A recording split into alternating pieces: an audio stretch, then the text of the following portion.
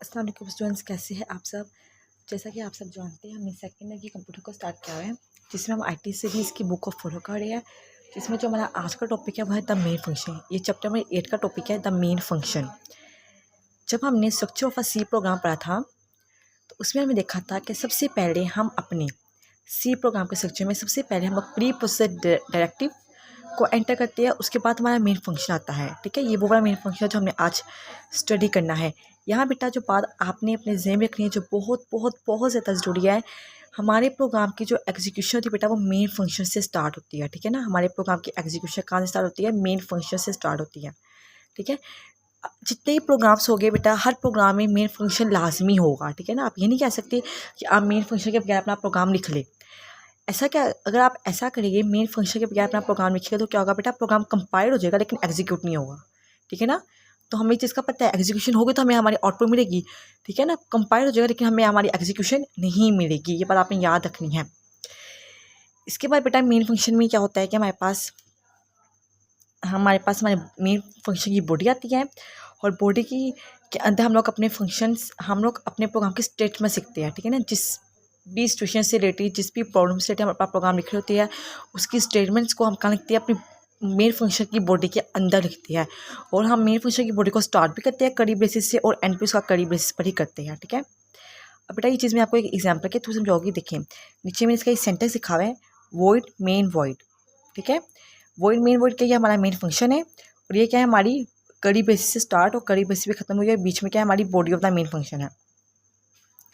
यहाँ बेटा जो बात आपने याद रखनी है, हमारे पास वॉइड मेन वॉइड, देखिए एक तो वॉइड मेन है, ये ब्रैकेट के अंदर लिखा हुआ है।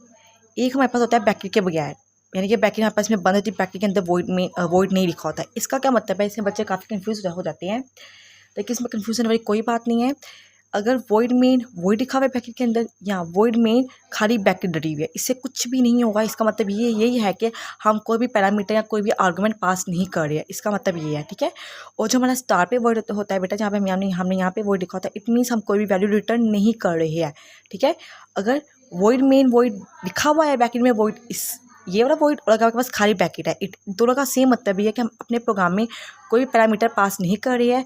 और स्टार्ट पे जो वॉइड लिखा होता है, मेन से पहले जो वॉइड लिखा होता है, इसका मतलब है कि हम कोई भी वैल्यू रिटर्न नहीं कर रहे हैं। ठीक है, इसको बेटा मैं आपको एक प्रोग्राम के थ्रू समझाऊंगी। चीज़ जो मैंने अभी आपको सारा कुछ बताया है, इसमें आप एक प्रोग्राम देखिए ताकि आपको सारा कुछ ईजिली क्लियर हो जाए। ये देखिए, ये एक प्रोग्राम है मेरे पास। ठीक है ना, ये दो प्रोग्राम है, एक 13.4 एक 13.5 है। आप अगर इस प्रोग्राम को अच्छे से ऑब्जर्व कर देखिए, इस प्रोग्राम में क्या हुआ है, मेन फंक्शन को स्टार्ट किया है। ठीक है, और एक हमारा ये वॉइड फैक्टोरियल का फंक्शन है। ठीक है, इधर भी एक हमारा ये मेन फंक्शन है, एक हमारा ये वॉइड टेबल का फंक्शन है। ठीक है, ऐसा भी हो सकता है कि मैं अपनी मेन फंक्शन को नीचे ट्रांसफ़र कर दूँ और टेबल फंक्शन को ऊपर ट्रांसफ़र कर दूँ, इससे कोई फ़र्क नहीं पड़ेगा। लेकिन जो मेरी बात अभी आपको बतानी है, वो ये समझाने की बतानी है कि आपके एक प्रोग्राम में मेन फंक्शन कहीं भी है, बेशक मेन फंक्शन ऊपर लिखा हुआ है, मेन फंक्शन आपने दरम्यान में लिखा हुआ है, या मेन फंक्शन आपने एंड पे लिखा हुआ है, जहाँ भी आपने अपने प्रोग्राम में मेन फंक्शन लिखा हुआ है, तो एग्जीक्यूशन कहाँ से स्टार्ट होगी? आपकी मेन फंक्शन स्टार्ट होगी। ठीक है ना, जैसे इस प्रोग्राम में दो फंक्शन है, एक मेन फंक्शन है, एक आपका टेबल का फंक्शन है।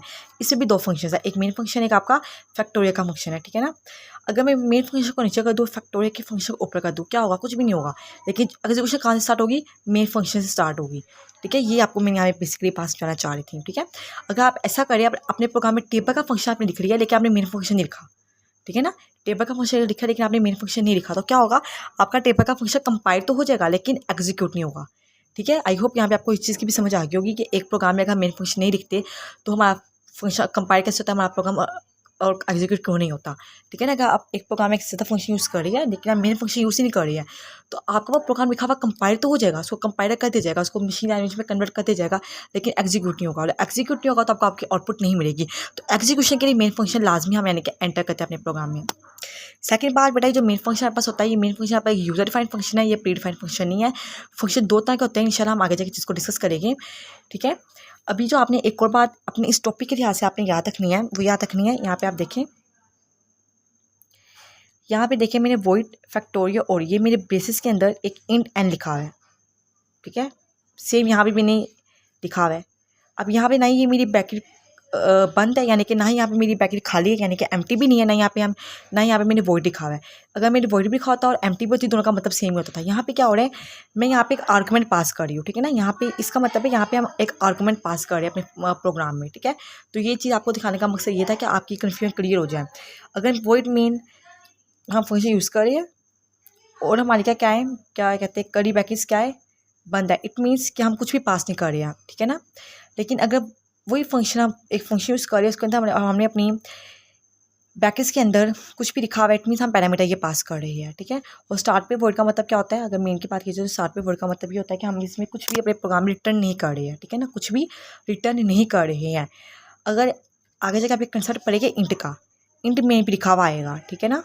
वॉइड मेन की जगह इंट मेन भी लिखा हुआ आएगा। इट मीन्स इंट मेन का मतलब है कि हम लोग अपने प्रोग्राम में कोई ना कोई इंटीजर टाइप की वैल्यू क्या कहते हैं रिटर्न कर रहे हैं, ठीक है ना। लेकिन अभी वॉइड मेन का मतलब है हम कुछ भी रिटर्न नहीं कर रहे, सिंपल ये हमारा फंक्शन है और ये फंक्शन क्या काम करेगा, सिर्फ इसी प्रोग्राम के अंदर जो भी एग्जीक्यूशन है उसको करेगा, ठीक है ना। इसका मतलब ये है वॉइड का मतलब ये है कि हमारा प्रोग्राम कुछ भी रिटर्न नहीं कर रहा है, यानी कि हमारे प्रोग्राम के अंदर जो हमने फंक्शन यूज़ किए हुए, जो भी हमने स्टेटमेंट सीखे हुए, उन्हें सिंपल एग्जीक्यूट कर रहे हैं, हमें हमारी आउटपुट दे रहा है।